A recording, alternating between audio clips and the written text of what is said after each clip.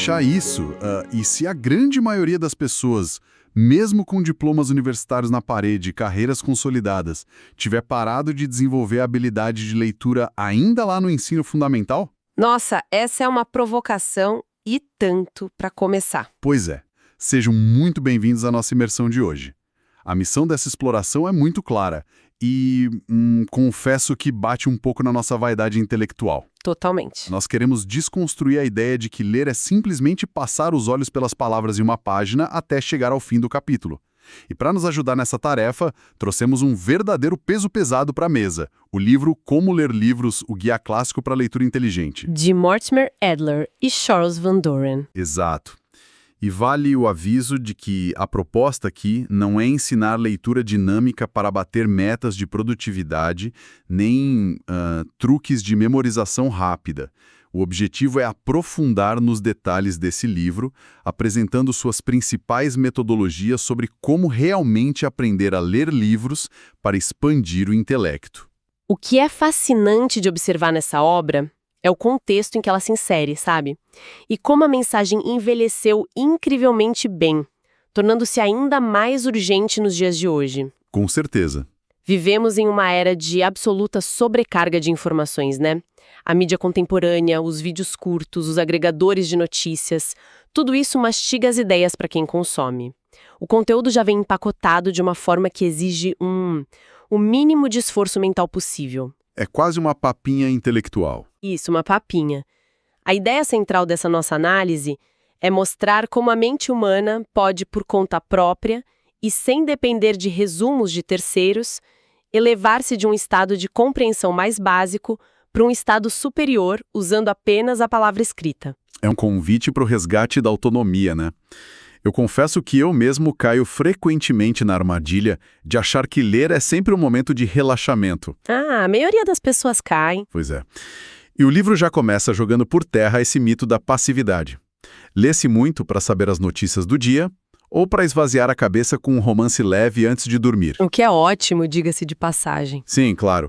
Não há nenhum problema nisso. Mas Adler e Van Doren argumentam que a leitura que traz verdadeiro crescimento, sabe, aquela que estica a nossa mente para novas direções, ela exige muito suor. Esse é um ponto crucial.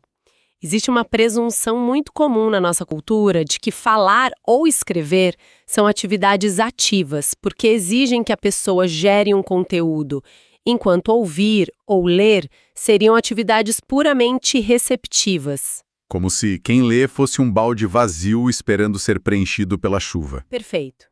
Mas os autores lembram que a comunicação real e profunda só acontece quando há esforço dos dois lados da equação. Eles usam uma analogia brilhante com o beisebol, que ajuda muito a visualizar essa dinâmica. O escritor é comparado ao arremessador, o pitcher, que lança a bola.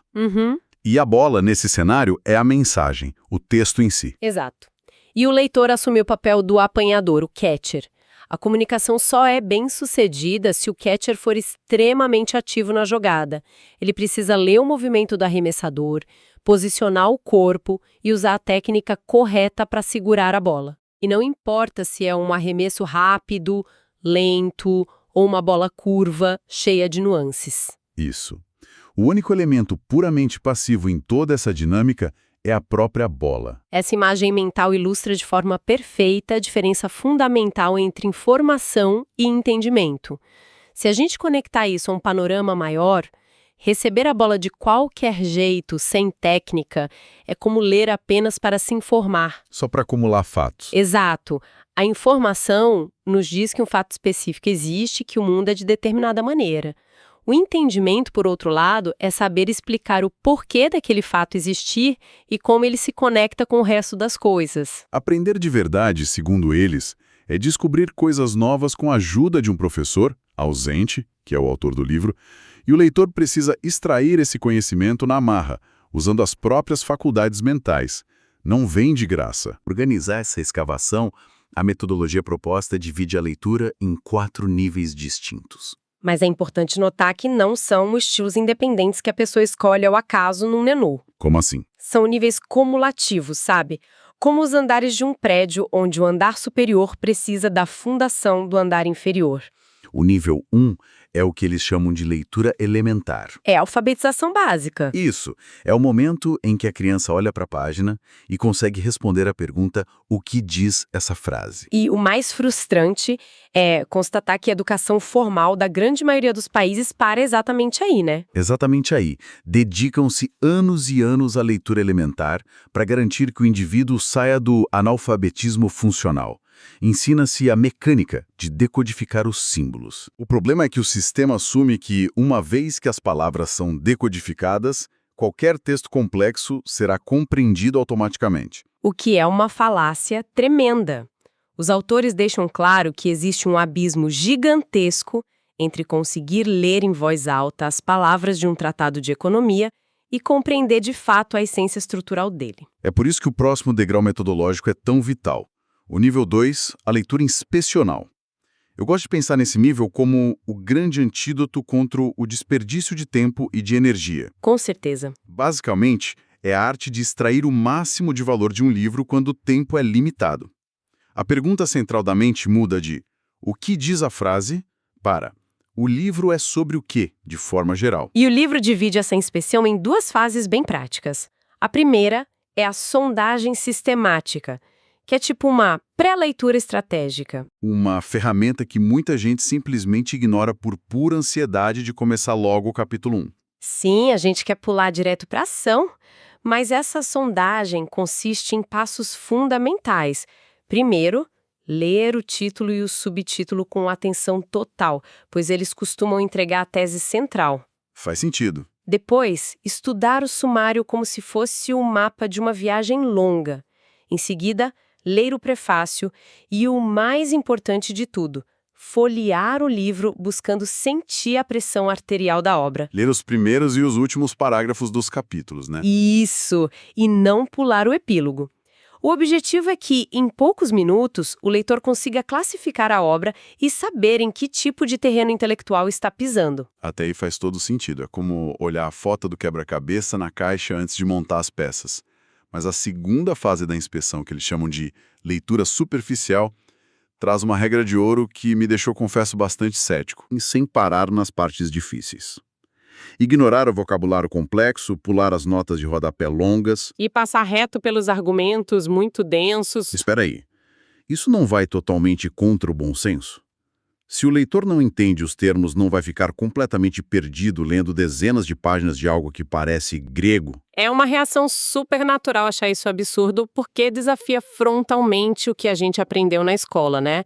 Fomos ensinados a parar imediatamente, procurar no dicionário a palavra desconhecida e desvendar cada mistério da frase antes de avançar. Sim, lê com o dicionário do lado. O problema de aplicar essa técnica escolar em um livro complexo e adulto é que a pessoa perde de vista a floresta por focar excessivamente na casca de uma única árvore. O exemplo clássico que eles usam é A Riqueza das Nações, do Adam Smith. Um livro pesadíssimo. Muito. Se alguém tentar dissecar cada detalhe técnico sobre economia logo na primeira leitura, vai se exaurir rapidamente e abandonar o livro no segundo capítulo. Olha só, eu confesso que sou campeão de fazer exatamente isso. Compro um livro difícil, muito elogiado, leio as primeiras 20 páginas parando a cada 5 minutos para buscar o significado de um conceito. A mente cansa e o livro vai parar na estante pegando poeira por anos. Pois é. E a leitura superficial serve justamente para evitar essa fadiga prematura. Entender 50% do livro, de relance, ou até mesmo só 20%, é infinitamente superior a não entender nada por ter abandonado a obra no primeiro obstáculo. Então constrói uma espécie de andaime mental. Exatamente, um andaime. Quando o leitor voltar para uma segunda leitura, mais atenta e profunda, ele já vai ter o contexto geral necessário para decifrar os trechos que antes pareciam uma língua alienígena. Certo, então mapeamos o território superficialmente e sobrevivemos à primeira leitura sem desistir.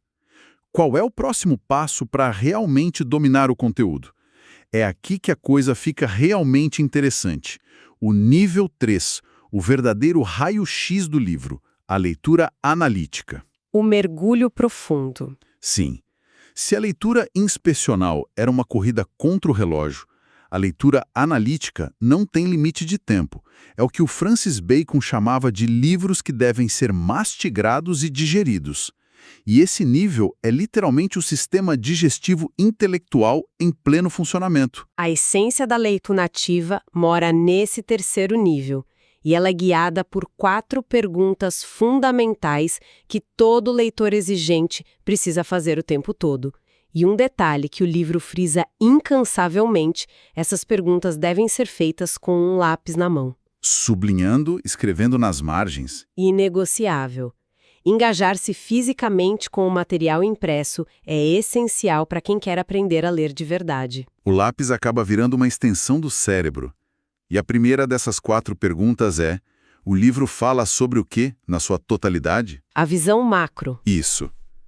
A segunda pergunta já foca no microscópio. O que exatamente está sendo dito em detalhes e como o autor estrutura esses detalhes? A terceira exige um senso crítico. O livro é verdadeiro, no todo ou em parte? E a quarta pergunta, que talvez seja a mais importante e a que mais dói responder: e daí? Qual a real importância disso para o mundo ou para mim? Para responder essas perguntas, sem se perder na complexidade, os autores estruturam a leitura analítica em 3 estágios metodológicos bem claros. E o estágio 1 é focado inteiramente na estrutura. Trata-se de encontrar o esqueleto oculto da obra por trás de toda a carne, de todo o texto. Então o leitor precisa classificar o livro para saber as regras do jogo. É teórico ou prático? É história ou filosofia? Depois, deve conseguir expressar a unidade da obra em uma única frase ou num parágrafo curto, delinear suas partes principais e descobrir quais problemas específicos o autor tentou resolver. Beleza. Digamos que a estrutura foi mapeada e sabemos o que o autor quer resolver. Mas o bicho pega mesmo no estágio 2, que foca na interpretação. O livro fala muito sobre o conceito de chegar a um acordo com o autor e encontrar as proposições. Sinceramente, isso soa como jargão de advogado. Soa um pouco árido mesmo. Mas chegar a um acordo, na linguagem do Adler, significa apenas garantir que quem lê e quem escreve estão usando a mesma palavra com o mesmo sentido. Porque a linguagem humana não é matematicamente perfeita. Longe disso. Pega a palavra estado, por exemplo. Significa uma coisa para um físico quântico e uma coisa completamente diferente para um cientista político. O trabalho do leitor analítico é localizar essas palavras-chave e entender o conceito exato que o autor atribui a elas. Isso é firmar o acordo. Isso. Já as proposições são as declarações centrais do autor, as respostas definitivas que ele dá para aqueles problemas que prometeu resolver. E o leitor precisa caçar essas proposições, que geralmente estão escondidas bem naquelas frases mais complexas e longas do texto. O que sugere que o esforço maior de concentração deve acontecer justamente nas partes em que a leitura parece mais travada e frustrante. Perfeitamente. Um leitor destreinado faz o movimento oposto. Ele acelera e pula o parágrafo que não entende, focando só naquilo que acha fácil de absorver. É a zona de conforto. Exato. O leitor analítico pisa no freio no momento em que sente perplexidade. É nesse atrito mental que o aprendizado real acontece. É quase como uma musculatura do cérebro. A hipertrofia só vem com esforço no limite da capacidade. Ok. Digamos que eu tenha feito o dever de casa pesado. Encontrei a estrutura, cheguei a um acordo sobre os termos difíceis e entendi perfeitamente as proposições do autor. Finalmente estou liberado para dizer que o livro é péssimo e que eu discordo de tudo. Calma, não tão rápido. Isso levanta uma questão importante que nos leva ao estágio 3, focado na crítica e na etiqueta intelectual. Adler é inflexível numa regra. Não se pode julgar um livro antes de compreendê-lo profundamente. É o teste definitivo de humildade intelectual. Algo muito raro na cultura de debates rápidos de hoje em dia. Sem dúvida. O livro argumenta que ler é, no fundo, manter uma conversa com o autor através do tempo, mas o direito de criticar só é conquistado depois de o leitor poder olhar no espelho e dizer, com honestidade brutal, eu entendi completamente o que foi dito.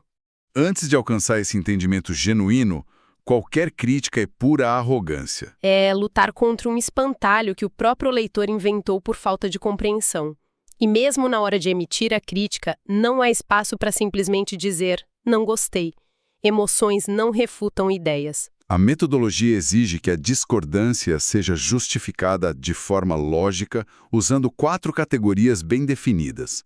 Demonstrar se o autor estava desinformado, se estava mal informado com dados falsos, se cometeu uma falha lógica ou se a análise final está simplesmente incompleta. É um embate de alto nível. E essa estruturação é o que transforma a leitura de um ato passivo num debate ativo e rigoroso, o que nos prepara perfeitamente para o ápice dessa metodologia, o 4º e último nível. O topo da montanha do conhecimento. O nível 4, a leitura sintópica. Se dissecar um único livro já parece uma maratona, a leitura sintópica eleva o desafio a um patamar que assusta. Estamos falando da arte de ler múltiplos autores, dezenas de livros sobre um mesmo assunto. Ao mesmo tempo. Como alguém sobrevive a isso sem dar um nó na cabeça e misturar todas as informações? O segredo para não enlouquecer na leitura sintópica é uma inversão completa de papéis e de poder. Na leitura analítica, o autor é o professor supremo e o leitor é o aluno esforçado. Na leitura sintópica, a dinâmica vira de cabeça para baixo. Quem lê se torna o mestre absoluto. Interessante. Como você está consultando vários autores sobre o mesmo tema, muitas vezes de séculos diferentes, não se pode adotar o vocabulário de um autor específico. Então a responsabilidade de forçar todos esses autores a falarem uma língua em comum cai no colo de quem está lendo. Como isso funciona na prática? Pense no desafio de tentar entender a ética da inteligência artificial hoje. A pessoa decide ler um executivo de tecnologia, um filósofo moral europeu clássico e um autor de ficção científica. Cada um vai falar de um jeito. Totalmente. O executivo vai usar a palavra otimização. O filósofo vai falar em agência moral. O autor de ficção vai focar no livre-arbítrio das máquinas. Se o leitor tentar pensar usando os 3 vocabulários ao mesmo tempo, vai dar curto-circuito. Faz sentido. Então, o leitor sintópico cria uma terminologia neutra, uma régua própria, e passa a traduzir as ideias dos 3 livros para essa sua régua pessoal. É um trabalho de tradução brutal. Basicamente, quem lê elabora as perguntas centrais que quer ver respondidas e mapeia onde as respostas deles convergem ou divergem. Mas há um conceito fundamental que Adler frisa muito nesse processo: a objetividade dialética. O que isso quer dizer para quem está com os livros abertos na mesa? A objetividade dialética exige que o leitor atue como o juiz imparcial de um debate acalorado. Não se veste a camisa de nenhum dos autores. Seu papel é apenas anotar rigorosamente os golpes intelectuais que eles trocam entre si. Olhar para todos os lados sem adotar nenhum. Exatamente. O objetivo final não é provar qual dos autores está certo, mas sim compreender a anatomia completa daquela controvérsia, onde eles concordam, onde discordam e por quais motivos lógicos. É fascinante, porque isso dá uma dimensão completamente nova para o que significa realmente pesquisar um assunto. E conectando todas essas técnicas rigorosas ao propósito maior da leitura, a gente esbarra no conceito belíssimo da pirâmide dos livros. Uma das melhores imagens do livro. Considerando que existem milhões de livros publicados na história, Adler argumenta que 99% deles servem apenas para passar informação rápida ou proporcionar puro entretenimento. E não há problema nenhum nisso. Nenhum demérito em consumir esses 99%. O problema é quando o indivíduo acredita que sua dieta intelectual pode ser composta exclusivamente por eles. O verdadeiro ouro transformador está naquele restrito 1% que compõe o topo da pirâmide. São aquelas obras que, quando abertas pela primeira vez, estão dolorosamente acima da nossa capacidade atual. Elas causam um desconforto imenso, mas são exatamente esses livros difíceis os únicos capazes de causar um crescimento intelectual duradouro.